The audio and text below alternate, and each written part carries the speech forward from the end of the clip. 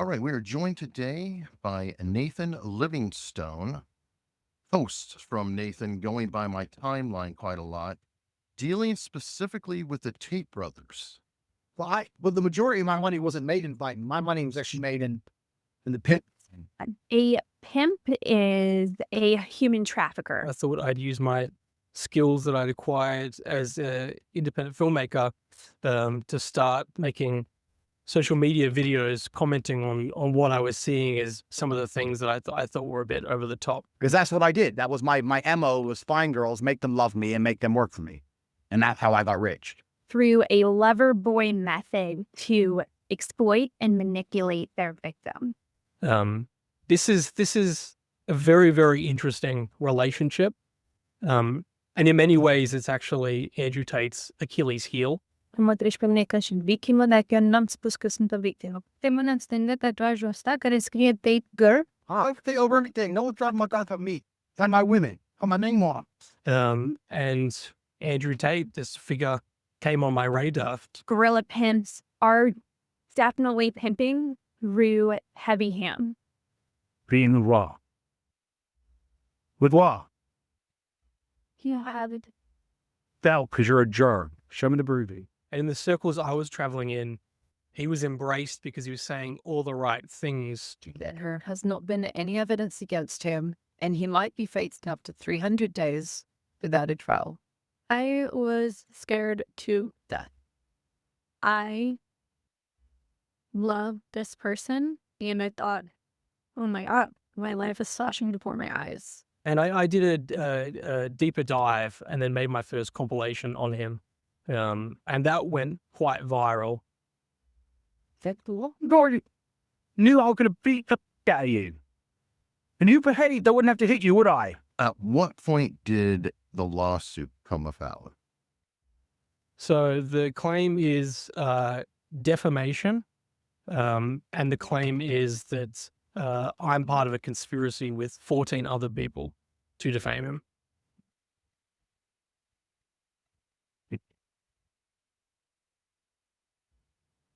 All right, we are joined today by Nathan Livingstone, who's also known as Milkbar TV on X.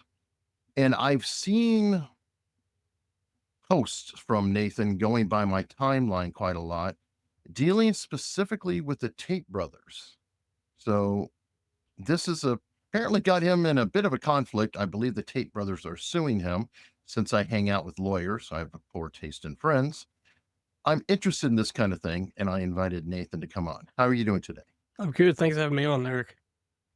Well, thank you. Now, I've, as I mentioned, seen you kind of going across my timeline, things like that. I'm curious, what brought you on to the Tate brothers? What started you kind of observing their content or looking into them, etc.? Well, I started making videos on social media during the COVID pandemic. I'm from Australia, so as you're probably quite aware, we had heavy response to the COVID pandemic, and I was living in Melbourne at the time, which was home to the longest and harshest lockdowns in the world. And I ultimately ended up losing my job because of vaccine mandates. I decided after all the government intervention, I'd had enough, and I weighed up the risks and benefits of everything and decided, you know what, I'm not going to get the COVID jabs. So I lost my job and then found myself with a lot of spare time on my hands. I'm also an independent filmmaker. I was working as a forklift driver, so that was a job I lost. But yeah, with that spare time, I thought I'd use my skills that I'd acquired as an independent filmmaker to start making social media videos commenting on what I was seeing as some of the things that I thought were a bit over the top with the COVID response. So I started doing that. That's how I started on social media and began Milkbar TV. And then from there, I started to branch out and cover different subjects. And Andrew Tate, this figure, came on my radar. And he was someone that I wasn't a fan of, but I didn't really know much about him, not enough to say I dislike the guy. But you know, I just kept seeing it pop up more and more. And in the circles I was traveling in, he was embraced because he was saying all the right things against the wrong people. Basically, I got to know more and more about him, and I disliked the more and more I found out. And then by the time it got to his interview with Tucker Carlson in July 2023, that was after he'd been indicted in Romania. Social media influencer Andrew Tate, his brother Tristan, and 2 other suspects have been sent on trial by Romanian prosecutors on Tuesday. I realized that he was lying to Tucker about his criminal case, and even lying about his criminal charges. How was he lying? Well, Tucker would straight up ask him, are you charged with rape? And he would say no. And he was charged with rape just the month before. He was indicted for 2 counts of rape. They are charged with human trafficking, rape, and forming a criminal gang to sexually exploit women. The pattern continued with that interview, and it's continued ever since, that he lies about nearly every aspect of his criminal cases, including his charges, something that's black and white. As you know, there's no degree there. You know, there's nothing that you can kind of argue with. Well, this is my interpretation. It's a fact. And the state thinks that I, as a 35-year-old man, woke up.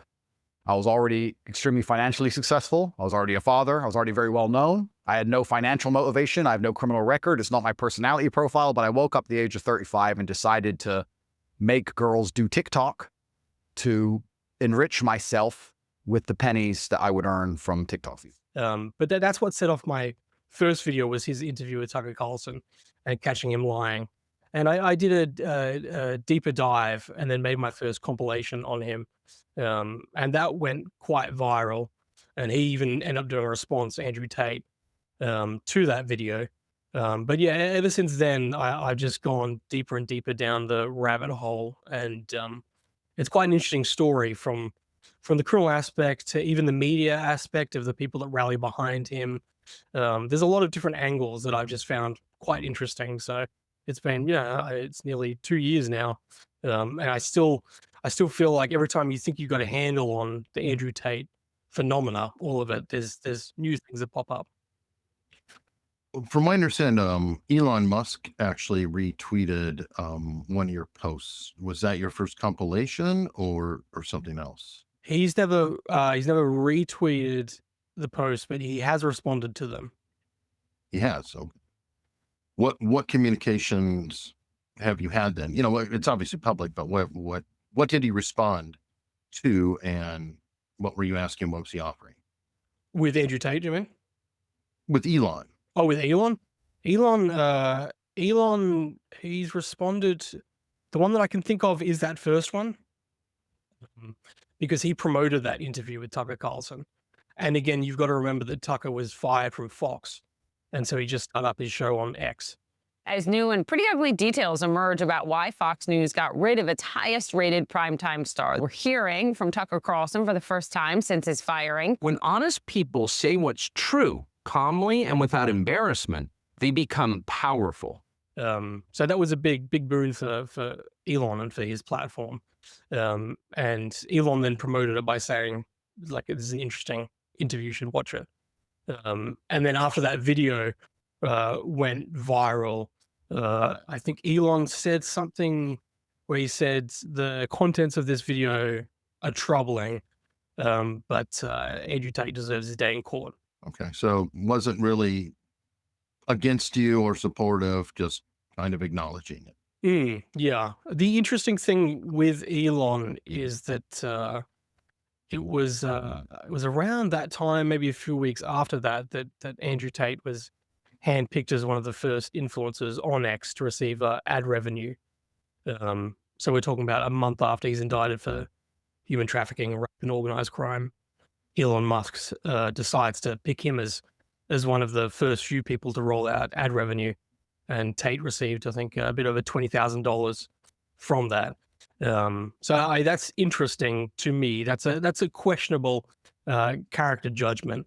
And Elon's continued to defend Tate, even as recently as this year with his political party that he's launched, and also inferring that it's outrageous to compare Andrew Tate to the UK grooming gangs. So yeah, he continues to side with Andrew Tate. Question on this. At what point did the lawsuit come about? So that came about in March this year. Okay. And what are his claims? So the claim is defamation. And the claim is that I'm part of a conspiracy with 14 other people to defame him. The Matrix or something like that? So the Matrix is a false version of reality, which they're constantly purporting into the population, trying to keep everything together, trying to keep all of these different people with all these different ideas functioning as a cohesive society. Yeah, that's the term that it's called, team matrix. Team Matrix. That's right. Yeah. Now, to answer this, have you been paid by any NGOs, by any state actors? Have you been paid by any outside organization, I guess, or country? No, not at all. No. Okay, so how, because these are questions, I'm sure, and accusations that are coming up. How are you making a living on all of this? Well, my X account is monetized, but I mean, I really don't make much money off it. It's you know, let's just put it, there's no way that I could possibly live off the X monetization. It couldn't even pay my rent, really. It's very marginal. It goes up and down. And also the other important thing to point out is that I don't post just Tate content. My content varies widely. And even the Tate content isn't necessarily the content that receives the most views. So that's never been a reason why I made the content. Yeah, my the way I make a living is as a freelance filmmaker, but also I work in staff for a couple of politicians, which all has come from the social media videos. But mainly my work in COVID and some other areas. No job opportunities have ever come from my work documenting Andrew Tate. Okay, so essentially you have a day job. Oh, yeah, I have a day job. Absolutely, yeah. And this is not making you rich. No, that's right. Yeah, definitely not. Okay, well, I mean, it's important to know that. Now, there are accusations, I think, coming from his camp or whatever, that you may be splicing film together or, jump cutting, things like that to put words in his mouth. Is there any truth to that? Could it ever be questioned? That is something, the videos that take it out of context is often a go-to from Andrew Tate and his fans. And I've always put it out there to say, if I've ever taken anything out of context, show me that example, prove it. I always lay that down, and never once has anyone, they barely even try. The amount of times that I think people have maybe tried, I could count on one hand. And it's never been shown that I've taken anything out of context. I pride myself on that, and I have no issues providing anyone who asks for it with the full length videos to show that. I don't even think that claim is in the lawsuit, from what I remember. Have you ever had to, or have you ever taken anything down that you've put up on them through your own choice or otherwise? I don't think, nothing Andrew Tate related. I don't think so. No. Okay, now I do want to cover that because it's interesting you say that.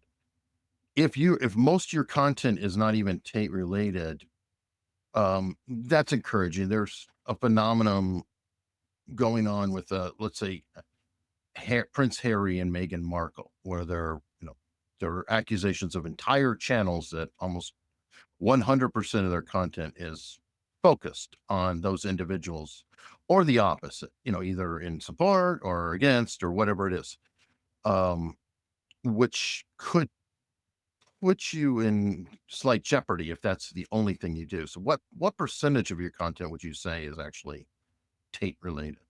I don't know. I mean, that's hard to tell.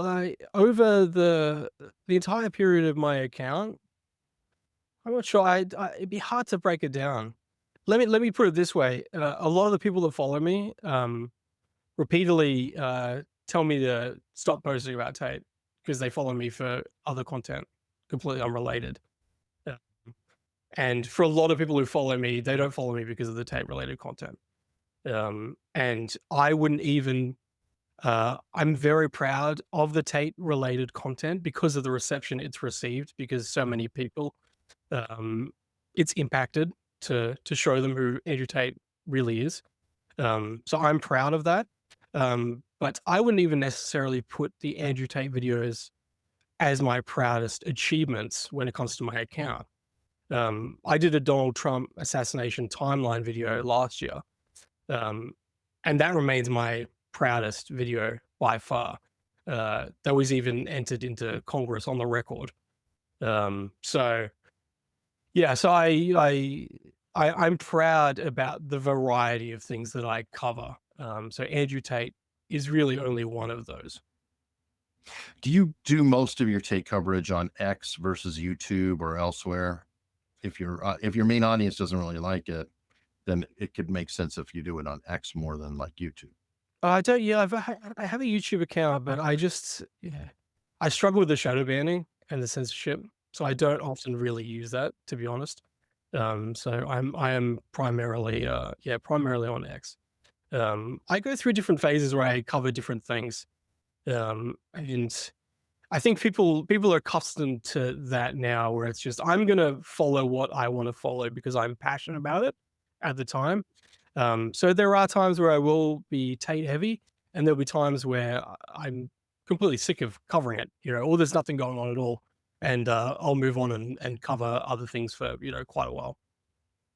All right. What forms of pushback have you gotten from them? Have you had any like copyright takedowns?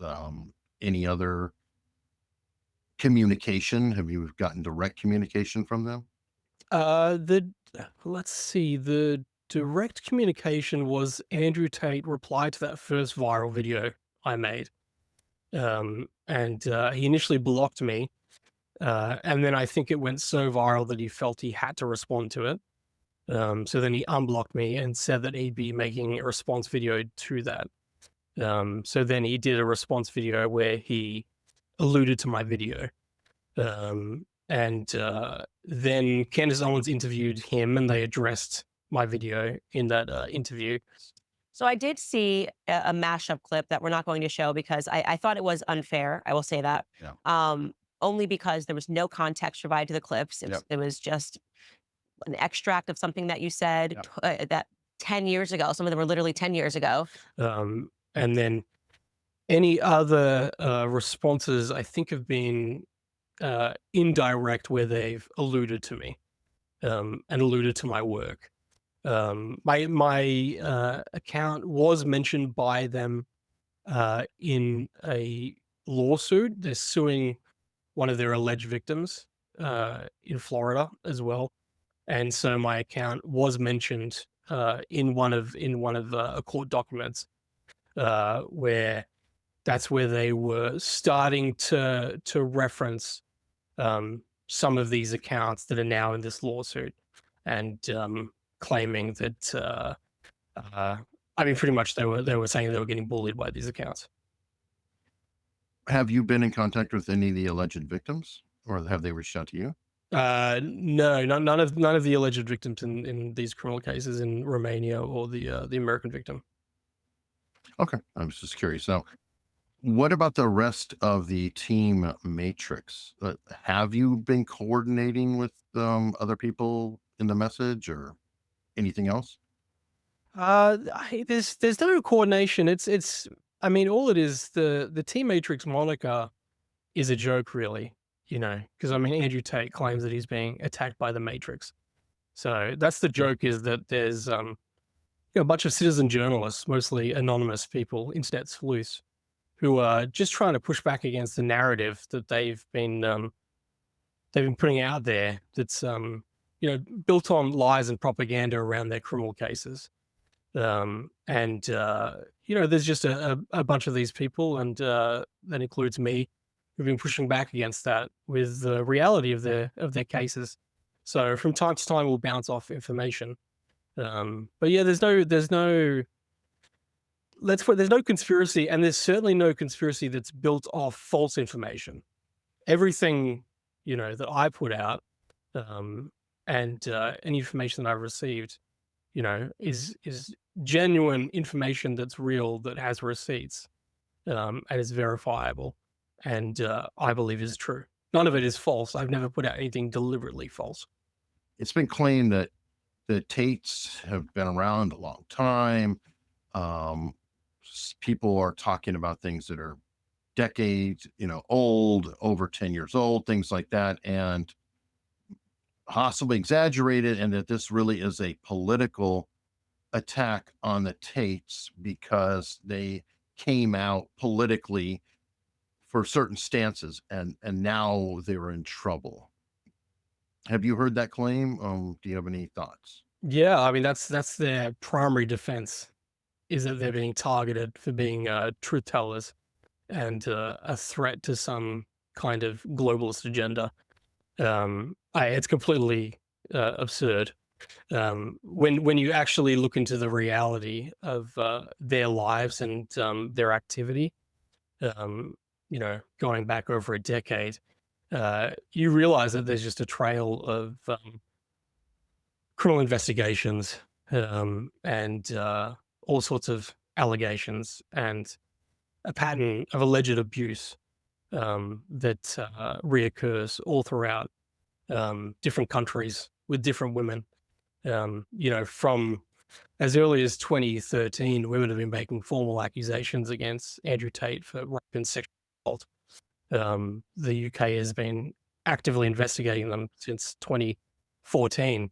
Andrew Tate is open about one of the primary reasons he moved to Romania from the UK was because of their relaxed laws around rape and sexual assault. And all these 16-year-old women or 18-year-old women, whatever the law is in America. 18? It's 18 usually. You get married at 16. All right, in Romania, 16. Sorry. Yeah. So and he moved there while he was actively being investigated by the UK. This idea that somehow it was only around 2022 when he gained prominence that suddenly the criminal accusations came about is just it's completely false. You can even see I think it's 2018, there's even Romanian reporters who are going up to him and asking him about being arrested in Romania and showing him photos of his mugshot. Tell me the truth. So I heard that you were arrested. Did you do something with drugs? People were dead. You were arrested. I don't know what you're talking about. I thought. Sure about that. Yeah. This is your picture? This is your mugshot? It's old news. I don't think this is It's not important. old news. It's not old news. So you're a criminal? And even then, they're reporting about Andrew Tate as the brother of Tristan Tate, which is interesting because Andrew Tate wasn't famous like he is then. Tristan Tate was more famous because he was dating a socialite in Romania. Oh, So even then, you can see this idea that there's all this supposed criminal activity and heat around them, even before Andrew Tate is this worldwide famous character that he is now. well, okay, just help all of us out who just kind of were like, Tates, Manosphere, I'm not really that into it, and don't really know the story. Can you give me a biography of the Tates and the brothers? Like, just through this timeline. I don't need to know from birth, but quite, literally, like, who is who are Andrew and Tristan Tate? And can you give me a timeline of, what happened, why, and where they skipped, as best you can off the top of your head? American father, British woman. They grew up in Luton, rather poor area in the UK. Andrew Tate first gained prominence as a kickboxer. And that's where you start to see him as a bit of a shapeshifter. But you also see that dynamic of Andrew and Tristan Tate is already set. They're already kind of thick as thieves. And it's already established that Andrew Tate is the leader and Tristan Tate's the follower. So Andrew Tate gets into kickboxing. Tristan Tate also is into kickboxing. From then kickboxing, they realize that Who's the older brother, Andrew or Andrew's the older brother. Yeah, that's right. Okay, so that's typical. Yeah, Andrew Tate talks about then starting the webcam business. There's lots of different kind of variations on the story about why he does it. There is a recurring anecdote about him owing people money. Who that is changes, but it appears to be that he's in trouble and he needs to get a lot of money fast, and so he has to figure out a way to do that. And when is this? This is around 2013, 2014. And so he sits down and he starts to think about what his assets are. And that's when he realizes he has girlfriends all around the world. And that's when he thinks of them as assets that he can make money off. So he gets the idea to start a webcamming business. So thinking, how can I make money? What do I have that's worth money? Like, what do I have that I could even sell? And I was sitting there and the only thing I had was all these girlfriends. So it brings all these women and girls together. And a few of them leave. They're offended by this idea of, doing webcam. But a couple of them stay. And then from there, he builds his business, this webcam business. And that builds and builds and builds. And eventually it takes off. And he talks about how he made millions and millions from that. Okay, now this is all legal though, correct? I mean, the webcam business, is that illegal or not? Well, when you watch the videos, because this is the thing, right? So he starts the webcam business, and then from there, he starts to teach courses in how to do the webcam business. This is around kind of 2017. So this is when online courses are kind of taking off.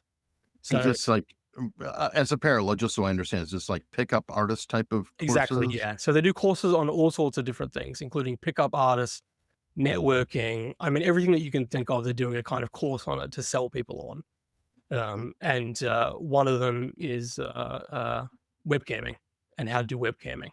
And that includes everything from, what camera to use, what websites, but also how to recruit girls.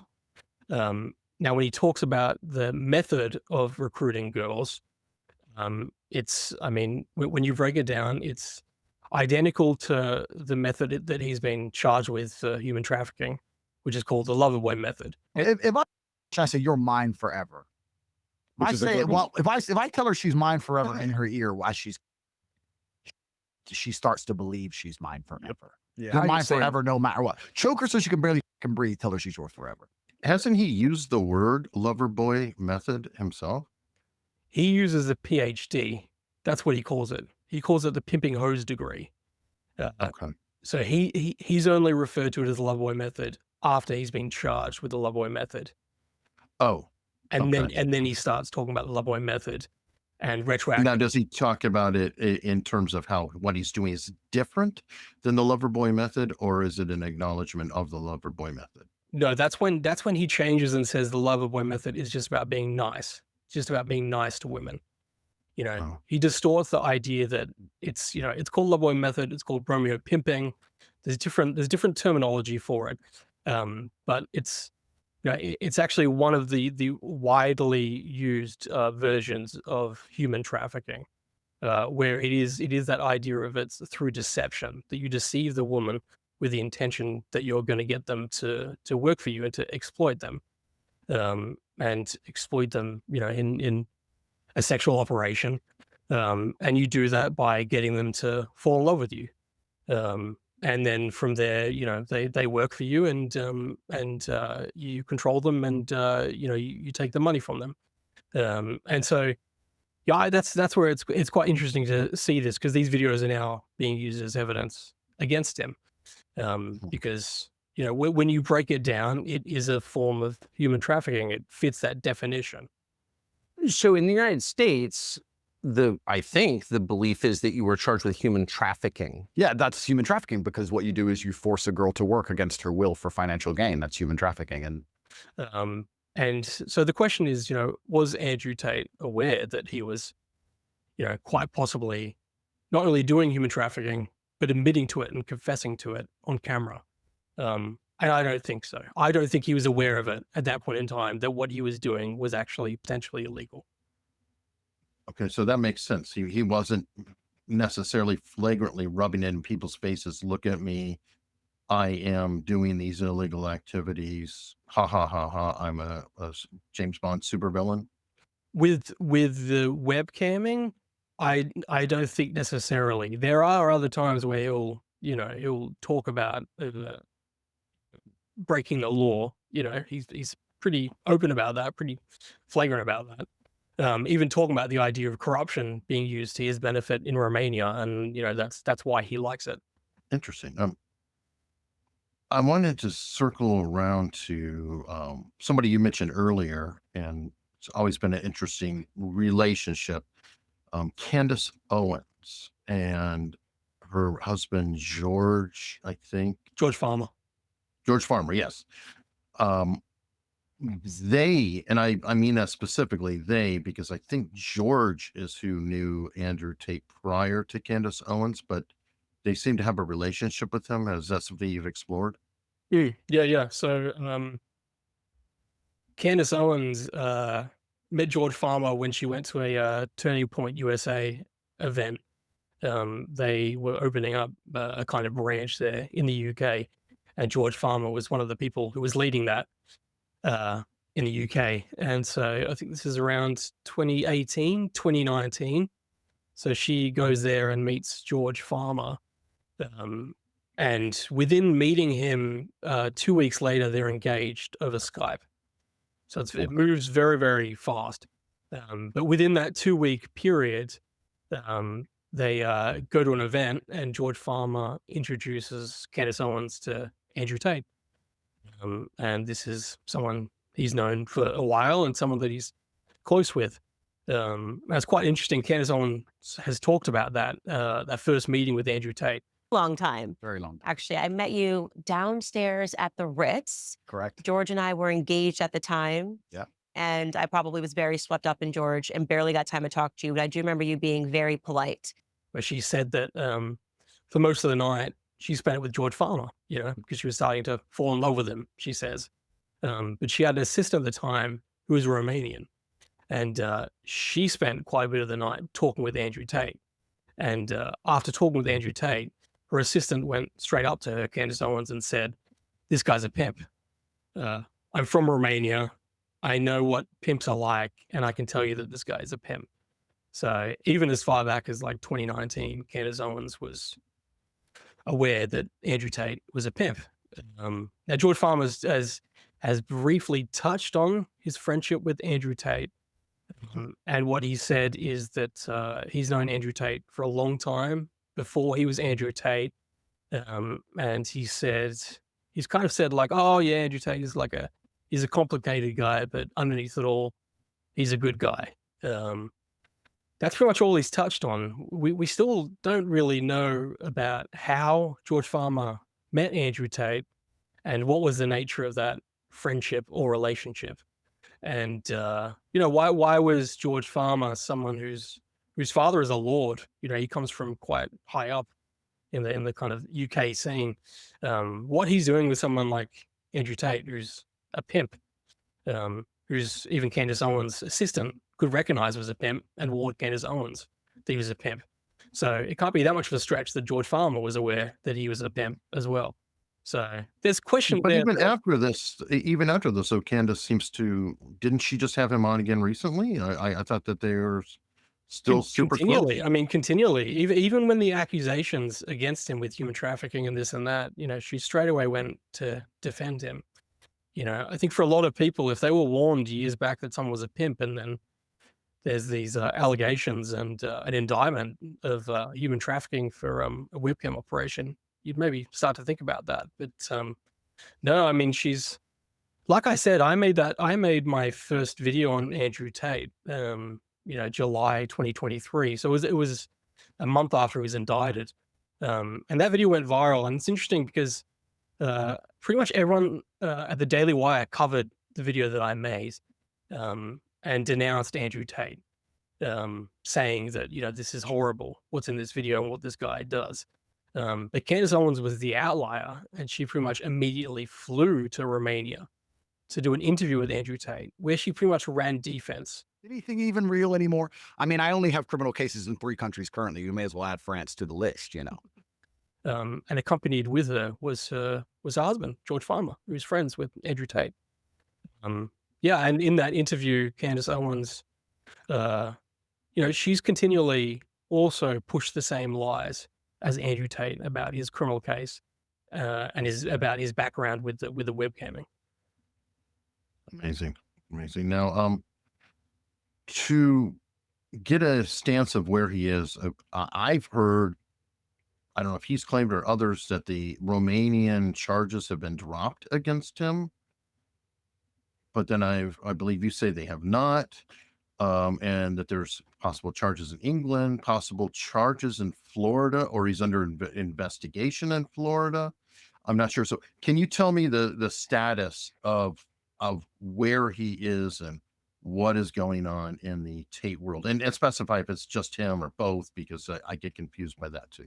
Yeah. So he was arrested in December 2022 in Romania, and then indicted in July 2023, and that was for human trafficking, for rape, and for starting an organized criminal group. The Tate brothers and 2 Romanian female suspects are under house arrest, pending an investigation into abuses committed against 7 women. Then you also have his brother, Tristan, who was similar charges, no rape, but he's got another charge for instigation of violence. And they have their 2 female accomplices as well, who are also charged with human trafficking. So that's the first Romanian criminal case. And then is that ongoing? So that's still ongoing. So they were indicted for that in July 2023.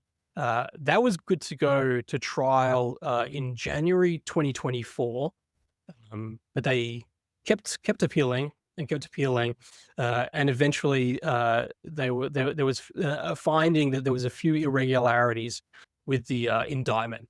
So that was returned to the prosecutor to address some irregularities. So that was in December last year. That's why the Tates say,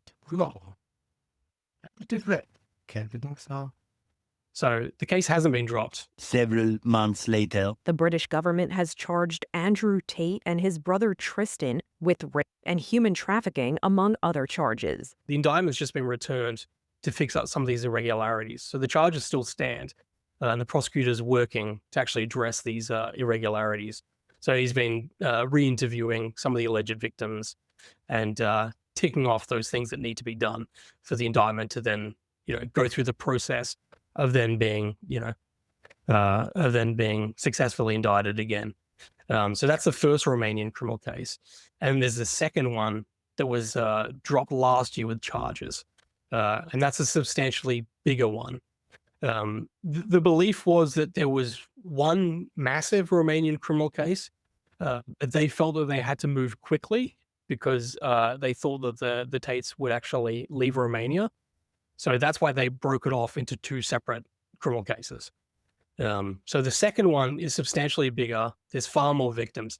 There's 7 alleged victims in the first case. In the second one, there's 35. These are all new charges. These are all new investigation on 35 women. They've been placed under house arrest again because they can't say, jail. And that includes human trafficking, rape, starting an organized criminal group. But also for Andrew Tate has trafficking of a minor, sex with a minor. These are 2 separate minors.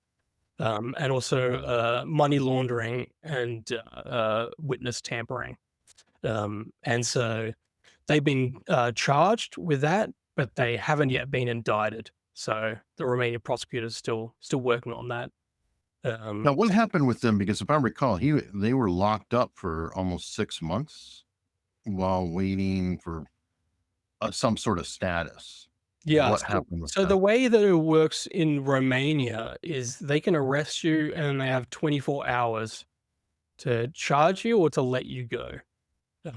And then if they charge you, then they have, I believe it is 6 months to then investigate, and then follow that through with the indictment. So that's why you've seen those stages where they've been locked up for a while. And then it's fluctuated from their judicial controls, whether they've then been, Andrew Tate for a considerable amount of time has been under house arrest. And that's a lot to do with the idea of that they're continuing to investigate. So it's that idea that they don't want him interfering with the investigation. How did he come here then? Now we're going to go out to Fort Lauderdale International Airport, where the Tate brothers are just leaving the airport, we understand. Maybe we'll listen in and see if we can hear what they're saying. About us, all the things that go around about us on the internet. We've yet to be convicted of any crime in our lives ever. We have no criminal record anywhere on the planet ever. Our case was dismissed on the 19th of December in Romania under the Biden administration. Well, that raises a lot of questions. That's the interesting thing is that since December 2022, they haven't been able to leave Romania. And Andrew Tate has, barely been able to leave his house. The Matrix has attacked him. No. But then about a month after Donald Trump is inaugurated, there's then reports about special envoy Richard Grenell, who's starting to bring up the Tate's case with Romanian minister. And so there's reporting that he's starting to put pressure on the Romanians about the Tate case. And then within weeks, all of a sudden, the Tate brothers are allowed to, for the first time, leave Romania and fly just to America. They weren't allowed to travel anywhere else, not even outside of Romania to Europe. So just all of a sudden they were allowed to fly to America. He was charged in June along with his brother Tristan. They both deny the accusations. They are now free to move around Bucharest, where they live, but they must report to the local police when required. And Richard Grenell, who has been kind of quiet on his involvement about whether he did put pressure or not. While they were in America, he's retweeting Andrew Tate and retweeting Candace Owens and other people. Florida, and I thought it was a joke. I thought I was being pranked, that Florida has decided to move to criminally investigate Andrew Tate. Who are, saying that Andrew Tate is being persecuted by Ron DeSantis, who opened that investigation. Roger Stone, who's in the MAGA camp, met Andrew Tate and explicitly said that it was thanks to Richard Grenell that Andrew Tate was able to travel there. Donald Trump was asked about it, and he said, "I don't know about this. I'll look into it." Andrew and Tristan Tate landed in Florida today on a private jet after being released from custody in Romania. They are accused of human traffickers, not thought of as good people in mental circles. Did your administration pressure the Romanian government to release them? And if so, I know nothing about that. I don't know. You're saying he's on a plane right now? Yeah, I just know nothing about it. We'll check it out. We'll let you know. And I'll let you know. And he hasn't said anything. So there's a lot of questions, but if you've been paying attention to the case, the timing of things is beyond suspicious.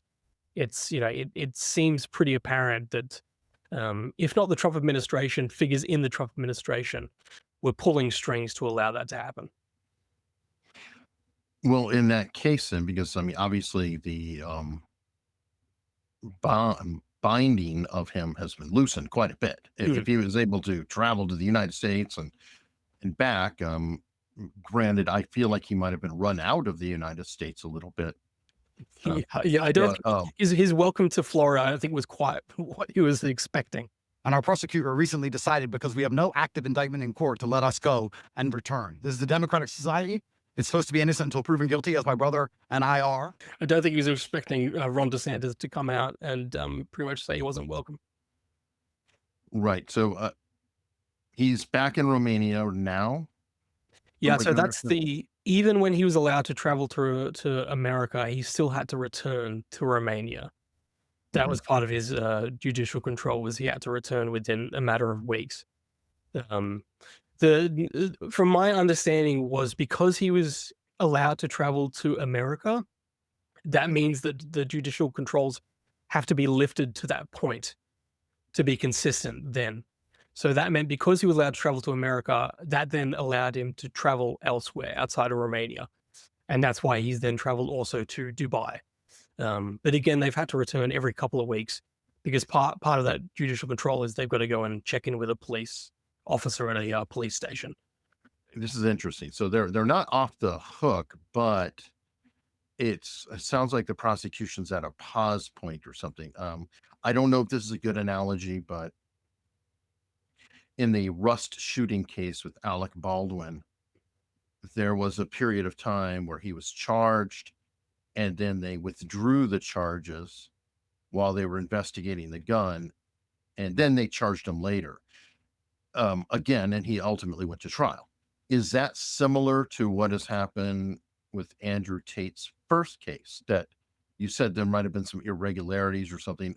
Is that, from what you understand, what they're doing? It's like pulling it back, so they're kind of dropping the charges for now and then working on refiling it? Well, the charges still stand. They're just working on the indictment. So they are still being active. There was a moment there where it seemed like maybe the charges were going to be dropped. There was some rumors, and even a Romanian journalist said that, they had a source telling him, and I'm talking about just a week ago. Now also the interesting timing was that Romania just had an election. And one of the candidates, the right-wing candidate, Andrew Tate, is involved with. There's connections there. So there was this question of, okay, well, they've got their guy that they want to get in. And then, what will that mean for their cases if he gets in? And he lost. He lost by quite a bit. So maybe those rumors were connected to that, and maybe that's why there's some kind of bad rumors that are still hanging around about the charges being dropped. Because you've got the other element on top of this, where they have charges in the UK. A British police request to extradite controversial online figure Andrew Tate and his brother Tristan to the UK from Romania to face sex crime charges has been granted. There. So there was an extradition order placed last year where there was an arrest warrant put out for the Tates. And that's why they were then picked up by the Romanian authorities and taken in. And that was early last year. And then an extradition order was then, there was an agreement then found between Romania and the UK, where the agreement was, once we're done in Romania, then you can have them. And that includes any prison sentences if they're found. Okay, I was going to ask you that. So if he was to be convicted in Romania, he would have to serve his full sentence in Romania, then they would hand him over to England or UK to... Yeah, that's my understanding. That's right. Okay. So then there was all these questions about, okay, well, what does this mean now that they're traveling to America? Are they then fair game? And even Florida, the Attorney General, sent a letter to the UK saying, we've got these guys, do you want them? We'll send them to you if you want them. And the UK didn't respond to them. So there's been this question of, okay, well, what's going on with the UK? What's going on with that extradition agreement? And so then there was these questions. Okay, well, it seems like, there's been a bit of a halt with Romania. So is UK just kind of sitting there twiddling their thumbs? They've gone public, joking around saying, oh, what is the age of consent in America? 15, 16, 17. Oh, we can't remember. That's absurd. That is horrific. And anybody that's going to defend, that practice is on the wrong side of me. That's for sure. And then there's been some activity with that, where the UK, a security minister recently said, we absolutely are still moving forward with charges, and we still intend to extradite them to here. But then Romania came out just last week saying, we are not dropping charges. We are going ahead with this. And we fully intend to finish our prosecution, and then we'll fulfill our agreement with the UK and the extradition. And then after that, it was just a few days ago, the UK then had their charges ready. So now the Tate brothers have been charged in the UK with 21 counts of trafficking and rape and sexual assault. But again, that they can't face trial. The UK is trial ready, but Romania has to finish up with the prosecution first. Can you see though why? I mean, I'm just listening to this, and it sounds a little messy, and I could see where some people could read into that this is political machinations going on here because it's messy. In jail. He's been in jail for about 2 months without a trial. There has not been any evidence against him, and he might be facing up to 300 days without a trial, which is pretty much unheard of in any country. I mean, that's been the interesting thing with Romania is starting to get a bit of an understanding of how things work over there, because it is very different to how it works in Australia or America or the UK, where things do move slowly. They are slower than here, and they do go where it's like one day at a time you come in, and then you got to wait a few months, and then there's another day, and then you got to wait, and there's another day. That's just because of the limit when they come to their resources. They just have a limited amount of resources. But also the Tates case is so big. I mean, it's massive. You know, you're talking about worldwide, you know, where there's so much going on. That's why it's taken time. But the other thing as well to point out is that the Tates have taken every single opportunity they have to appeal, every single little detail they possibly Which can. they should. I mean, if anybody's defending them, That's absolutely their right. But they can't simultaneously be the ones that are holding up why it's taking so long, and also simultaneously saying, look, it's taking so long, this is political. The only time when the alarm bells started to ring about it being political was when there was the reported influence, interference with the Trump camp. That's when alarm bells started to ring, and that's when it seemed like the momentum of the cases actually started to halt.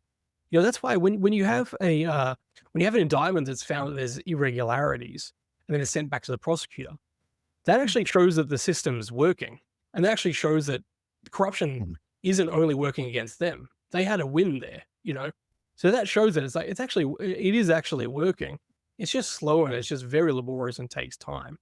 But there are questions now, ever since the Trump camp got involved, where there are questions about what is actually going on. Is Romania actually still set on prosecuting them, you know? Or, for me, it's like, is it corruption, or are they kind of just like sick of these guys and they're sick of the attention, and they're just like, you know what, like, screw it, it's not worth it, let's just fold. You know, that might also be on the table. Well, if they do that, then what? They just say, get out, go to the UK? Exactly. They just hand it to the UK, you know.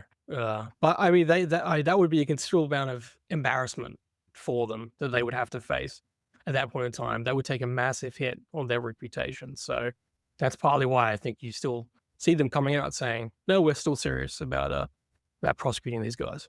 Well, and you said there was a second case in Romania, and is that one moving forward more quickly?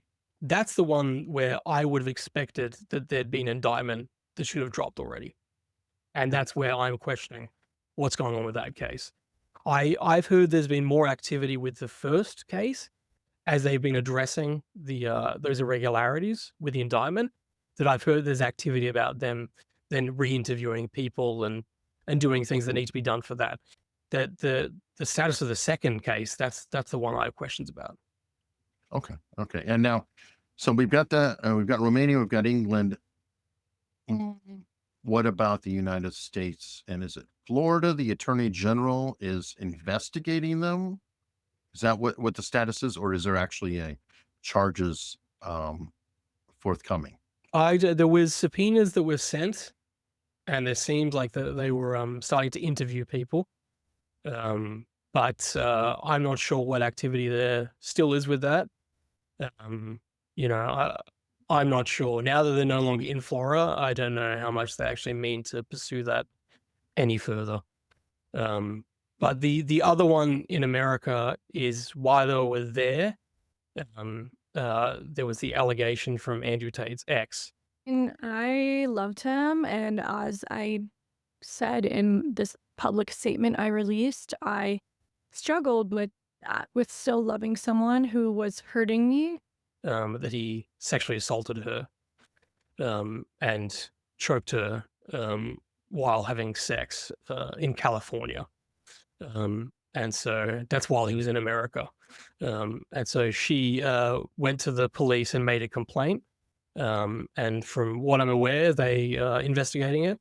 And she's also suing him as well for that. I was scared to death. I loved this person, and I thought, oh my life is flashing before my eyes. I was completely terrified. You also point out that the Department of Justice is also investigating them in America. So there's also a federal investigation. Okay. There's not too much information on that, but I've just pointed that out. Okay. Now, how does this work with you? You're in Australia. Be kind of hard for you to fly back and forth to represent yourself or whatever. There's also jurisdictional questions, like if he was to win a judgment, how does that apply? And I'm not trying to be mean. I'm like, okay, I think he's suing you in Florida. That's right. In the United States. Yeah. And so let's say he wins. I mean, obviously you don't want that to happen, but you're Australian. Yeah. What does that really mean for you? Does it factor in any way? Yeah. I mean, I could just ignore it and just, I would then by default be found guilty. And I could just say, I'm in Australia, come and get me, and there, I think it would be very complicated then for him to try and get me to pay whatever damages are found. But I think for me, number one, I don't want to be found guilty of defamation against Andrew Tate in a court. At fault. At fault. I don't think it's a guilt for innocence. At fault. Yeah, I don't want to be at fault, but I don't want to have been found that I defamed Andrew Tate. Right. I don't want to take that reputational hit, because I know what Andrew Tate would do with that. He would completely drag me through the mud, and I stand by all the work that I've done and the videos that I put out on Andrew Tate. And I know that I can back them up with proof, and that I believe everything that I put out. But number two, if I was then found at fault, and I wasn't there, I didn't pay, then I could then be found a contempt for court. So there are repercussions for that. And I like America. I'd like to travel back to America. I'd like to travel to Florida. And so there's certainly repercussions with that. Are you also fighting it with the hopes of getting discovery? There are certain things that come along with this, even when people talk about the idea of countersuit as well. I think the thing for me is that, I'm not sure. I'm not particularly looking forward to this process. I've never actually had to engage a lawyer before in my life. I've never been into a court. So Do you have one? This is all entirely new to me, Do you have a lawyer? So this is part of we're in the process of engaging with a lawyer. I've spoken with several lawyers to get their advice. I've spoken to an Australian lawyer, a UK lawyer, an American lawyer, to try and just balance out all the best advice and to talk about those ideas of, me being in Australia, what are those repercussions? Also being served, how could that possibly look? So I mean, the idea of discovery, it's certainly interesting. It certainly does ask the question of, why would Andrew Tate do this? Why would Andrew Tate sue people who are arguably, the most knowledgeable about him and his cases and his potential criminal activity? Surely that's only going to open up more and more things for the world to see that he probably doesn't want to be out there. So the discovery element is genuinely interesting. But I mean, my hopes that this doesn't get to the point of entering into court. Well, I guess. I mean, it's a very expensive process. Even if you win, you're still losing in a lot of ways. That's right. Yeah. All right. Well, I'd like to generally wrap up by asking, an odd question, but it's essentially, what is the one question I should have asked you, but I did not? And if you don't have that one, an alternative would be, what is one question you've been waiting for somebody to ask you that they haven't at this point? When you ask that, in my head, I go to, what would I ask Andrew Tate? What would I actually like to know? And I think that's why when you talk about Andrew Tate and when you talk about the criminal cases, I think people should talk more and more about Vivian, who was actually the first girl that he got to webcam for him. This is a very, very interesting relationship. And in many ways, it's actually Andrew Tate's Achilles heel. Because, Andrew Tate, after he was being a kickboxer, he also wanted to be a reality TV star.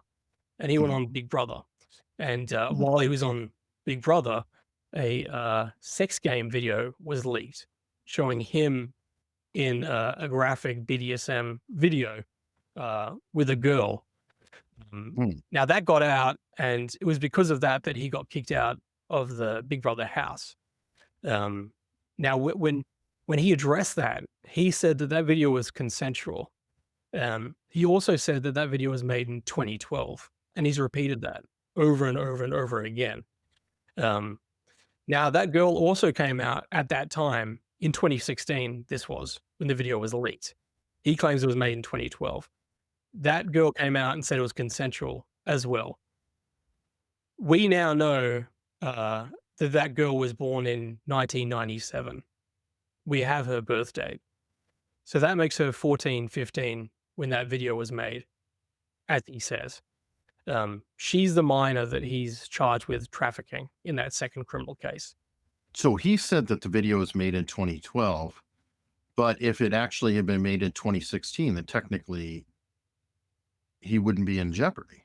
The video was leaked in 2016. No, that's what I'm saying. But he said it was older. Yeah, so yeah. You're saying he's actually dating it This into a is way. the interesting that Andrew Tate always does, right? And you see this pattern where something comes out that's potentially incriminating. So what he does is he spins it to his best advantage. So one way he does that is to say, that video is really old. That video is nothing. That video is way old. There's nothing new about that video. That was my ex-girlfriend. I've even got my ex-girlfriend here. She'll say that was nothing at all.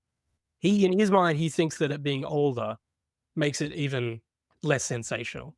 And he did the same thing with the webcam operation. When he was charged with that, his response to say was, the webcam business was from 10 years ago. I haven't had anything to do with that in 10 years, meaning that he would have stopped in 2012. He didn't start the webcam business until around 2014. And it was still going until 2022 when he was charged. So this is what you see this over and over again, how he does this.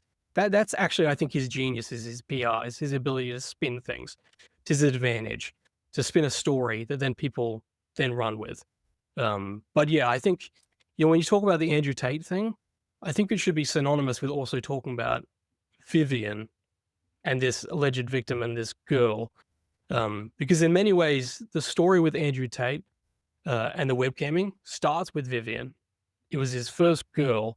According to the charges and the evidence, she was 17 when he put her into webcam, which would have made her a minor. And according to Andrew Tate, he was with her since she was 14, 15. This is the thing that I think should be highlighted. And this is the thing that I don't think enough, at least larger publications, actually are reporting on.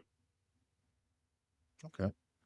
Well, Nathan, good luck with your case. And I do appreciate you coming on and helping to give us some degree of understanding of the whole Tate situation, because he's very controversial, especially on the so-called political right in the United States, if you will.